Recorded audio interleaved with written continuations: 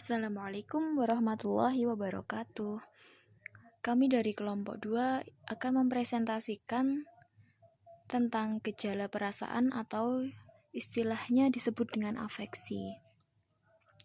Pada kesempatan kali ini kami akan menjelaskan mengenai pengertian dari afeksi.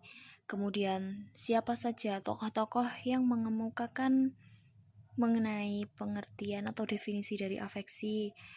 Kemudian membahas hal-hal yang berhubungan dengan afeksi seperti definisi emosi, bentuk-bentuk afeksi atau emosi, ciri-ciri emosi, kemudian klasifikasi emosi, macam-macam atau faktor-faktor yang mempengaruhi perkembangan afeksi atau emosi. Dan yang terakhir pembahasannya mengenai fungsi dan macam-macam ekspresi emosi pada anak. Oke, langsung saja kita masuk ke pembahasan yang pertama, yakni pengertian afeksi. Afeksi sendiri berarti suatu perasaan yang dapat diartikan sebagai emosi yang melibatkan kombinasi antara gejolak fisiologis dan perilaku yang tampak. Jadi afeksi itu merupakan perpaduan antara gejolak fisiologis dan perilaku yang tampak. Kemudian definisi emosi menurut beberapa tokoh. Yang pertama menurut Chaplin dalam Dictionary of Psychology, emosi atau afeksi adalah sebagai suatu keadaan yang terangsang dari organisme mencakup perubahan-perubahan yang disadari, yang mendalam sifatnya dari perubahan perilaku. Chaplin membedakan emosi dengan perasaan. Perasaan atau feeling adalah pengalaman disadari yang diaktifkan baik oleh perangsang eksternal maupun oleh bermacam-macam keadaan jasmaniah. Kemudian yang kedua menurut Sudarsono. Sudarsono ini mengemukakan bahwa emosi atau afeksi adalah suatu keadaan yang kompleks dari organisme seperti tergugahnya perasaan yang disertai dengan perubahan-perubahan dalam organ tubuh yang sifatnya luas. Nah, biasanya ditambahi dengan perasaan yang kuat yang mengarah ke suatu bentuk tingkah laku atau perilaku tertentu. Kemudian yang ketiga menurut Darwis, ia mendefinisikan emosi atau afeksi sebagai suatu gejala psikofisiologis yang menimbulkan efek pada persepsi, pada sikap dan tingkah laku serta mengejawantah dalam bentuk ekspresi tertentu. Kemudian bentuk-bentuk afeksi dan emosi. Bentuk-bentuk afeksi atau emosi. Yang pertama amarah. Jadi ada emosi amarah. Yang kedua emosi kesedihan. 3 emosi rasa takut. 3 emosi kenikmatan. 4 emosi kenikmatan. 5 emosi cinta. 6 terkejut. 7 jengkel. Dan yang terakhir adalah 8 malu.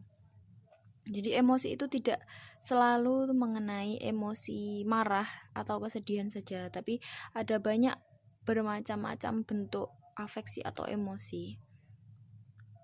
Bahkan kebahagiaan itu juga termasuk dalam kategori emosi, karena emosi seperti yang sudah dikatakan di awal tadi yaitu suatu bentuk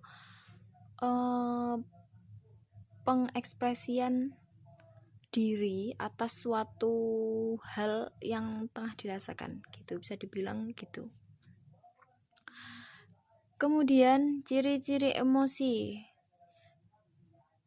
Di sini tokoh yang mengemukakan mengenai ciri-ciri emosi yakni Syamsu.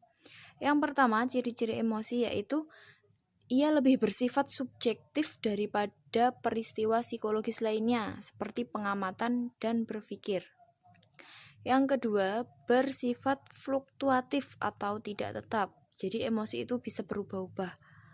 Misalnya saat ini kita marah, tapi bisa saja 5 menit kemudian rasa marah itu hilang kemudian berganti dengan emosi bahagia atau emosi sedih.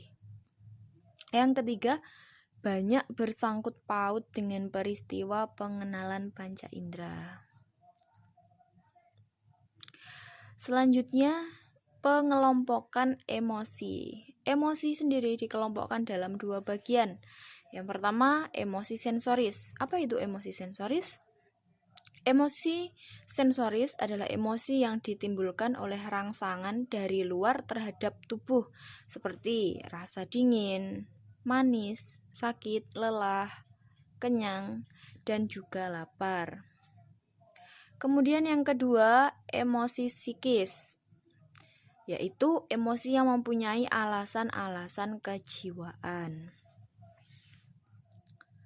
Nah, sekarang macam-macam emosi psikis. Yang pertama, perasaan intelektual. Perasaan intelektual mempunyai sangkut paut dengan ruang lingkup kebenaran. Kemudian yang kedua, perasaan sosial. Perasaan yang berhubungan dengan orang lain, baik bersifat perorangan maupun kelompok. Yang ketiga, perasaan susila. Perasaan yang berhubungan dengan nilai-nilai baik dan buruk atau etika atau moral. Yang terakhir yakni perasaan ketuhanan. Salah satu kelebihan manusia sebagai makhluk Tuhan dianugerahi fitrah atau kemampuan atau perasaan untuk mengenal Tuhannya. Kemudian faktor-faktor apa saja yang mempengaruhi perkembangan afeksi atau emosi? Nah, di sini ada beberapa faktor-faktor yang bisa mempengaruhi perkembangan afeksi atau emosi. Di antaranya, pertama, keadaan anak. 2, faktor belajar. 3, belajar dengan cara meniru. 4, belajar dengan cara membimbing dan mengawasi. Yang terakhir, belajar dengan pengondisian. Jadi hal-hal tersebut bisa mempengaruhi perkembangan emosi pada anak. Yang terakhir yakni fungsi dan macam-macam ekspresi emosi pada anak. Yang pertama, fungsi dan peranan emosi dulu. Fungsi dan peranan emosi antara lain merupakan bentuk komunikasi. Emosi berperan dalam mempengaruhi kepribadian dan penyesuaian diri anak dengan lingkungan sosialnya. Emosi dapat mempengaruhi iklim psikologis lingkungan. Dan tingkah laku yang sama dan ditampilkan secara berulang dapat menjadi suatu kebiasaan. Jadi ada baiknya kita tidak menciptakan kebiasaan yang buruk pada anak. Salah satu caranya tentunya dengan memberi contoh yang baik. Kemudian, ketegangan emosi yang dimiliki anak dapat menghambat aktivitas motorik dan mental anak. Jadi tidak baik terlalu menekan atau menciptakan kondisi yang membuat anak merasa tegang atau bisa dibilang tertekan, karena itu sangat-sangat dapat menghambat aktivitas motorik dan mental anak. Bisa jadi malah menjadi kemunduran mental. Kemudian macam-macam ekspresi atau emosi. Di antaranya rasa takut, rasa marah, rasa khawatir, rasa duka cita, dan rasa gembira. Mungkin dari kami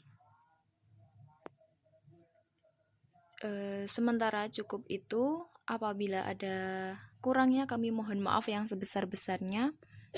Terima kasih. Akhiran, wassalamualaikum warahmatullahi wabarakatuh.